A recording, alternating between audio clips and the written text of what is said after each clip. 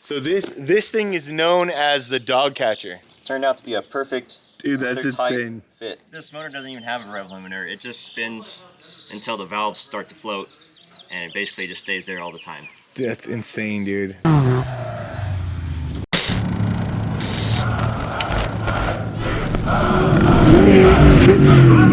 What's up, guys? We're over here with Craig, and he's gonna take us through this legendary truck. Craig is one of our guys. He's been coming out to the desert with us pretty much since the beginning of everything.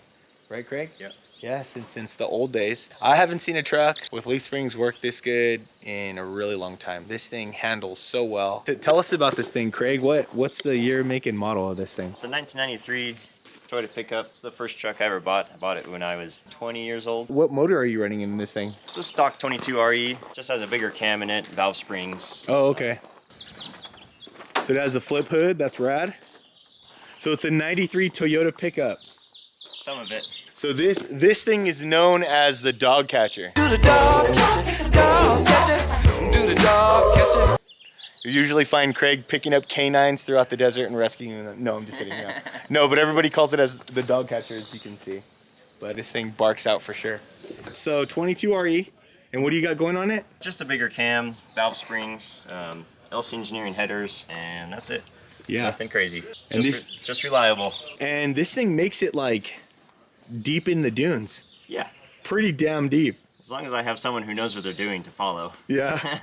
I've been with Craig, you guys, like way deep. We've gone out to the swing set in Glamis. Yep. And Craig just can't, like, Craig, I'm gonna say Craig's one of those guys that, like, when he gets in the zone, he'll like keep going, man. He's like freaking energized. He'll just keep going and finding like hits. He like makes the place like a skate park almost. So he'll be going around finding little jumps, step offs, doubles, whoop sections, anything he could find, and everything he throws at the truck, it works, man. It's pretty awesome.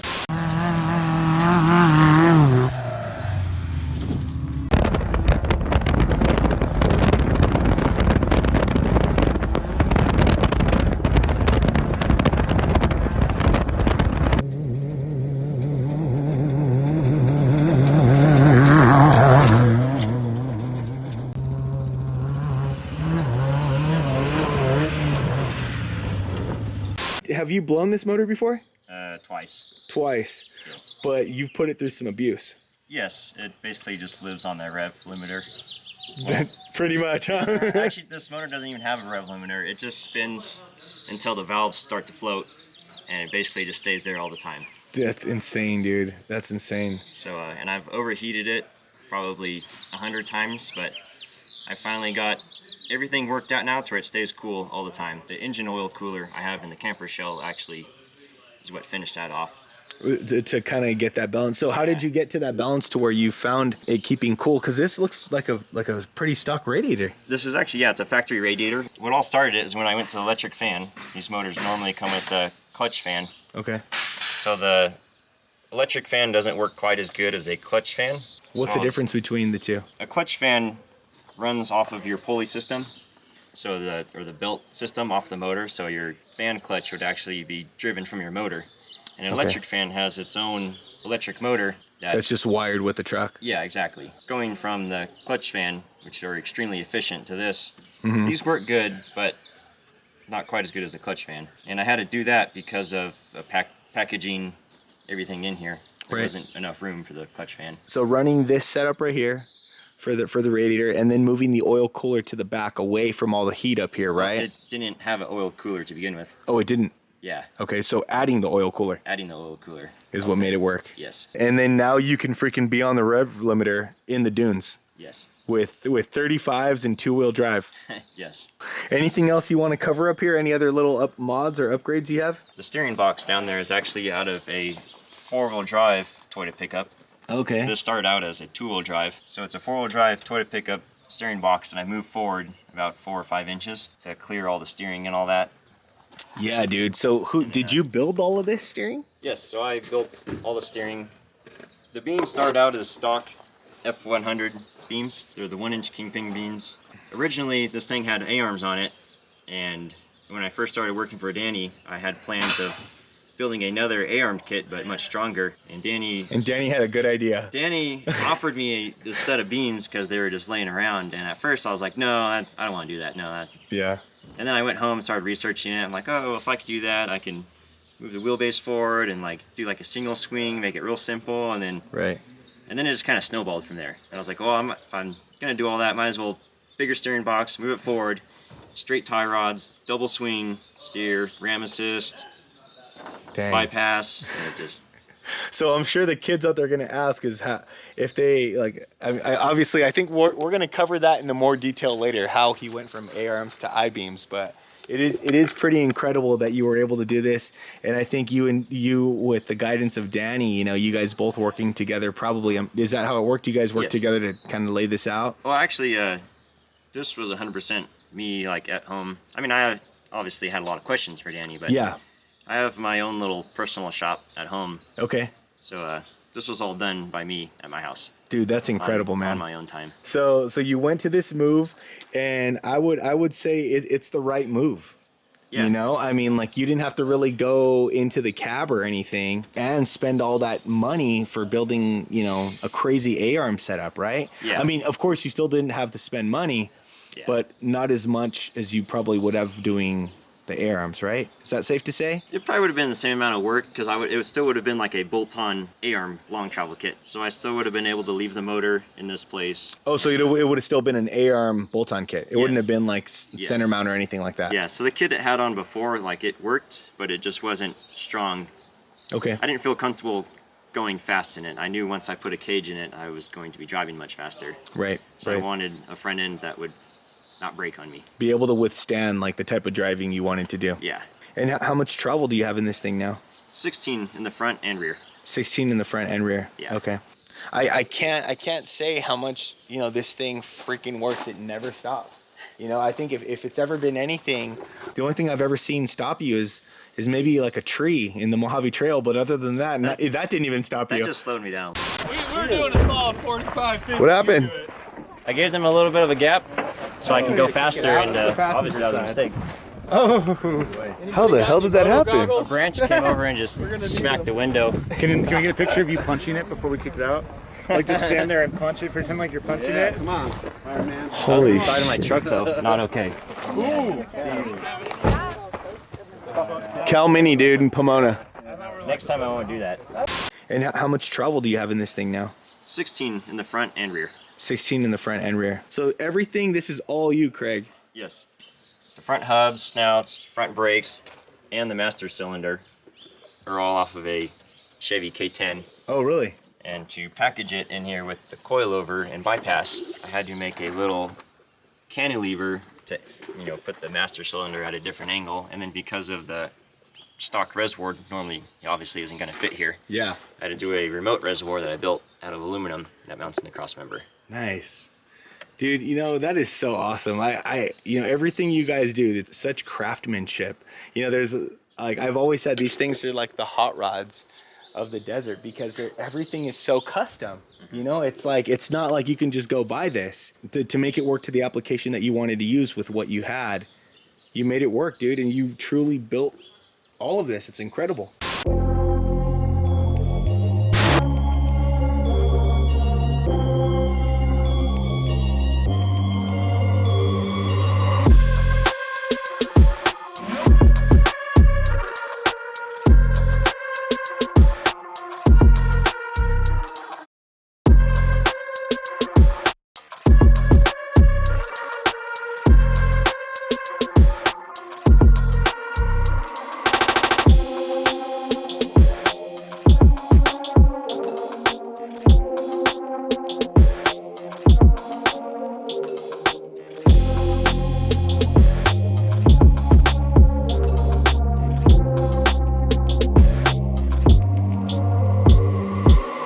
So tell us about the Folger upgrade.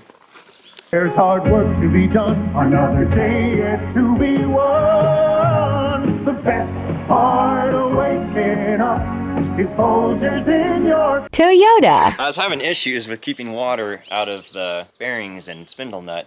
What did I have on there first? I don't even remember. I think I had like a plastic cap on, or no, I started out with just tape. Okay. I was just taping them at first. and they'd only last like 1 or 2 trips and the tape would rip. Yeah. So then I made an aluminum puck that goes in there and put like a silicone, something to seal it, Yeah. but it still wouldn't keep the water out. And one day I had some of those laying around, and I just kind of was like, maybe it might fit, and turned out to be a perfect, Dude, that's tight insane. fit. That's insane. And it's been keeping the water out of there. Yep, and I put a little nut in the end just to keep it on there. Yes. Make sure I don't lose them on the freeway. Dude, that is so awesome, man. I absolutely love that, dude. That's it. That's it. We're done with the episode. That's the upgrades. We're done. And then looking at the wheel and the tire package, it looks like it's a thin tire. So tell us about this setup, because I know it's kind of special. So it's actually a 15x7 rim, so it's a little narrower rim than most rims out there. Right. And the tire is a 35 by 10.5, so it's much narrower than most tires out there also. And these tires are actually designed for buggies, lightweight buggies. So I wanted a light wheel and tire combo because my motor doesn't put out a whole lot of power. So I wanted the less weight you have to turn, the more power it feels like you have. Of course. So how much power, I don't think we said, but how much power are you pulling out of that thing, have you figured? According to Google, at the crank, that motor will put out 120 horsepower. Hell yeah. So by the time it gets to the wheels, it's probably cut in half or way more. Right. That's insane, dude. And again, Craig keeps the momentum up that you would never know that it has maybe 80 horsepower to the wheels or 60 horsepower to the wheels. But dude, I mean, this thing's so dialed, it just floats over everything he throws at it. So. But in a way, I'm kind of glad that it has such a small motor, you know, because it's really taught me to keep my momentum through things and really keep my speed through turns, and just kind of have a little more confidence coming into things, knowing I don't have the power coming out of it. Shock package, 2.5s? So a 2.5 coilover, 14-inch, and then a 3.0 14-inch bypass, 5.2, I believe. Have you had to like tune these up, or? Yes, I've had a friend of mine, my friend David. He set up a base valving in all the shocks, and then we haven't spent a whole lot of time, but we've gone out a couple different times, and he's played with them, got it working better. David's awesome. Shock Prep Unlimited, you guys, they're out of Riverside. They do really great work. Does it out of his garage pretty much, huh? Yeah. Super solid guy.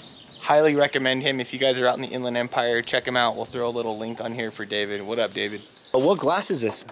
This is McNeil's. I guess we could put this thing down now, huh? This is the McNeil 2006 Tundra front end. Okay. Heck yeah.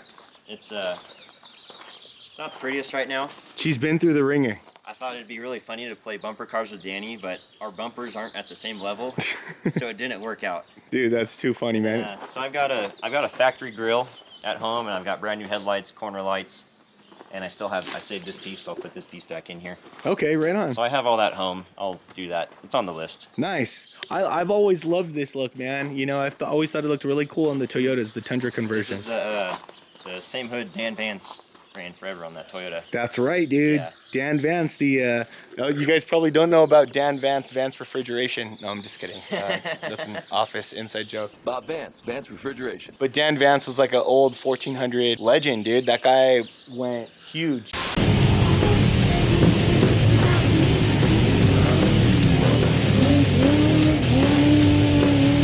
And then you got the Baja Design lights. Yep. How do you like these guys? Love them. Hell yeah, those are the homies, man. What's up, Brennan?